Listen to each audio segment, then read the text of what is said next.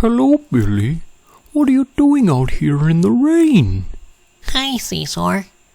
I'm looking for Defi. Oh, why's that? I heard it's a wonderful place, but I don't know how to get there. Oh, Billy, let me help you.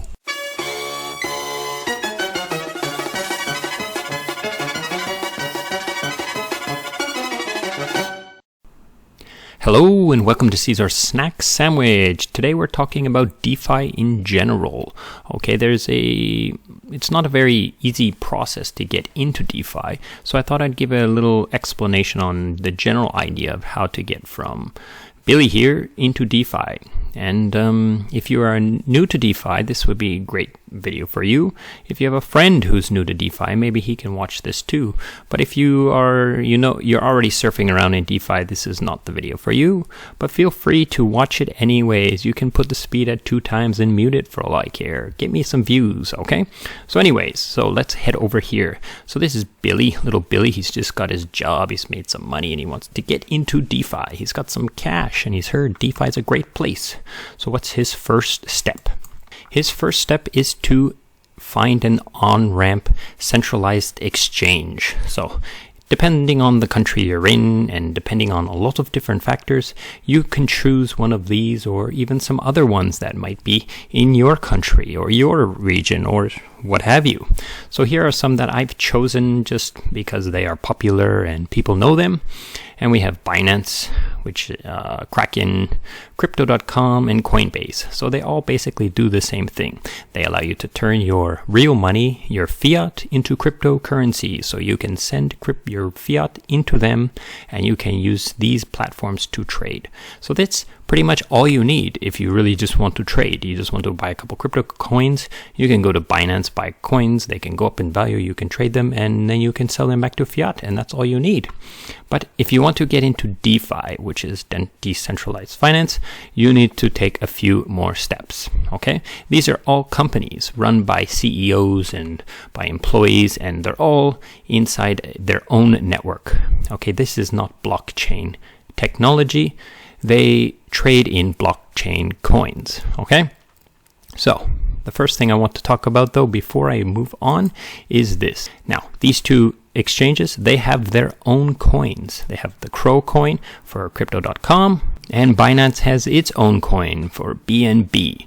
Now, these particular coins have different uses in their own places, like in their own exchanges. So BNB can lower some fees. Holding BNB gets you some interest. Holding BNB can allow you to get some free tokens, some airdrops from some new protocols that are coming out. So there's all kinds of things you can do with these tokens in these platforms by just checking it out, okay? To talk about all the things that each of these tokens could do would take an entire video, and I don't want to spend that much time. This is something you can research by yourself, or you can watch some other videos on some other channels about these particular coins and their use cases. Okay, so that's the first stage. Get your money out of your wallet, out of your real wallet, into these places where you can turn fiat into cryptocurrencies. The next step is you have to choose a wallet. Now, these are blockchain wallets that are decentralized in a sense. So they allow you to interact with the blockchain technology, and they allow you to store your coins. Well, they don't actually store your coins, they just are able to interact with the blockchain. So you would make a wallet on the blockchain of your choice, and these wallets would then be able to read it and tell that wallet what it wants to do. So it's basically like a control panel for your blockchain wallet, okay? Setting up all these wallets is all different, so you'd have to watch a video particular to these. Now, definitely the most popular is MetaMask, and it's pretty much accepted at all DeFi places, except maybe on Polkadot. This is Polkadot. And now I'm not super familiar with Polkadot, but to my last understanding, Polkadot requires its own Polkadot wallet. So basically these two, MetaMask and Polkadot, you will go to get a Chrome extension and connect it to your browser. Just check it out, right? Choose one of these wallets. I would suggest MetaMask if you're going to use Ethereum or maybe the Binance Smart Chain. This one's the most popular. These ones are also quite popular. But there are some issues sometimes when connecting there. There are some other ones too, like Argent and stuff. Look around, okay? So you need a wallet. You need a cryptocurrency blockchain wallet. And after you've selected your wallet, you're free to go to the next place. Now, the next place is you want to choose your blockchain. Now, once again, Ethereum is the most popular. There's the most money on Ethereum. It's insane how much money is actually traveling around on Ethereum every day. But there are some other choices as well. Another choice is of the Binance Smart Chain, which is a semi-decentralized blockchain built by Binance themselves. Ethereum, which if you're looking at DeFi, you probably have heard of Ethereum, and Polkadot. Polkadot is a cross-chain kind of interchain chain. It's a chain that can interact with other chains, basically. So if you want to interact with Polkadot, you probably need to use this Polkadot wallet, to my knowledge. And if you want to interact with Ethereum, you can use any of these three. And if you want to interact with Binance Smart Chain, I believe you can only use Trust Wallet or MetaMask. I use MetaMask for both Binance and Ethereum, and I don't have any I haven't used Polkadot at all. Okay, so on to the next part. Now, each of these blockchains have their own tokens. Okay, so Binance Smart Chain uses Binance token, the same BNB token that is here. Ethereum has its own token called Ethereum, and Polkadot has DOT. Now, these tokens are used to pay the gas or pay for the fees in order to operate on these blockchains. So you need to get some ETH if you want to do things on Ethereum. Your MetaMask has to have ETH in it in order to tell Ethereum applications to do anything. So you need some of this, absolutely, if you're going to use any application that's on Ethereum. And the same here, Binance Smart Chain has the same thing. Now, what's the difference? Why would you choose between these two? Well, Binance Smart Chain has some pros and some cons, and Ethereum has pros and cons too. Now, Polkadot, I'm not going to talk too much about it. I'm just going to compare these one. Binance Smart Chain is very fast and very cheap. It costs you a few cents and it takes a few seconds. On the contrary, Ethereum is quite expensive sometimes and quite slow sometimes too, depending on how much you pay. You pay a lot, it's fast. You pay not so much, it's cheap, right? Now, what kind of difference am I talking about here? Binance will cost maybe 5 cents or 6 cents to do a transaction.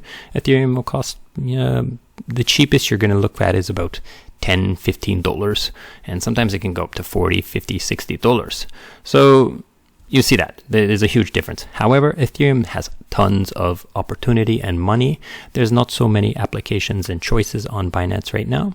And the other thing is Ethereum's actually completely decentralized. In order to get onto Binance, you must go through Binance. So you must use Binance to get into the Binance Smart Chain. Okay, now on to the next point. Okay, once you're on one of these chains, you can choose an application, a DeFi application. So I've chosen some 3 that I know about here that I'm familiar with and that I have a lot of videos about, except Polkastarter. I don't have any videos about Polkastarter, so we'll talk about that first. Polkastarter is a application that is going to launch new applications on the Polkadot chain. So that's that app. Okay, Yearn Finance is a place where you can put your money and they will help you to make a lot more interest. Okay, it's a yield aggregator. It basically does a lot of work for you and makes the interest for you, so you don't have to click all the buttons and pay all the gas, and it takes a little bit of the profit. Okay, Beefy Finance is like Binance Smart Chain's version of Yearn Finance. Okay, and the last thing I will talk about is this part here. This is the part that confuses people the most. Okay, the Beefy token is the token of Beefy Finance. The YFI token is the token of Yearn Finance, and the Pulse token is the token of Polkastarter. Now, I don't even have any idea what this token does in Polkastarter, and this is the reason why I've chosen to show you this is that it's impossible to know what all the tokens in the cryptocurrency world do. You just can't know it. It's impossible. There's too many. So I know of this token and I know of this protocol, but I'm not very familiar with it. Okay. Now these 2 tokens here, they are very similar in their essence. Basically, this token and this token, these, I told you, they yield aggregate. People put their money in there and the money makes a bunch of profit for them, but takes a small fee, right? And that fee goes to the people who hold this token. So the purpose of this token is to get a small portion of the fees from this protocol, as well as to allow you to govern. So you can vote on changes to this protocol. And the same goes for this one, the Beefy token. Now, there are a lot of tokens out there, and not all protocols, but most protocols have a token of their own, and it's usually a governance token. To try to talk about all the tokens in this video is impossible. It's impossible in a single video whatsoever, but this will give you an idea of how to get from Billy here. He needs to put his fiat cash, his US dollars say, into one of these, and then he can buy some cryptocurrencies. Then he can open a wallet, and he can send his cryptocurrency into his blockchain wallet, or his decentralized wallet, or his custody wallet, okay? So he would send his cryptocurrency into the wallet. Then he could use the wallet on one of these blockchains and use one of these apps on these blockchains. So Beefy happens to be on Binance, Yearn happens to be on Ethereum, and Polkastarter happens to be on Polkadot. So I've chosen them just because they line up here. Okay, so that pretty much covers it. Now, like I said, you're going to have to do a lot of research on this action here, on the end, on which protocols you wish to deal with, okay? Which protocols you wish to interact with, which ones you believe in. This is where your research should come in. This part here, you just learn it and then you don't worry about it so much. Okay, so that's pretty much it. Thanks for watching, and I hope this has been helpful, and goodbye. Hello, thank you so much for watching, and if you'd like to support the channel, there are a few ways you can help me out a lot.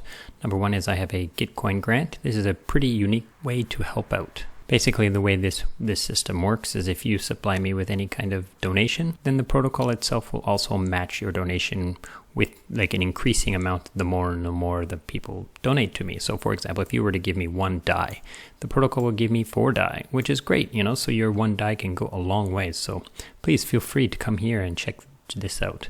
Link to this will be in the description. Another way you could support me is by going to YGift, link in the description. And here, where this says collect for me, it would say tip. You tip this, and you could give me some YUSD if you want. And that would definitely help me out quite a bit. Another way you could support me is you could check out my Rarible store and purchase an NFT. Now, the best kind of support is just you watching my videos and liking them and subscribing. So if you did that, thanks so much for doing that, and goodbye.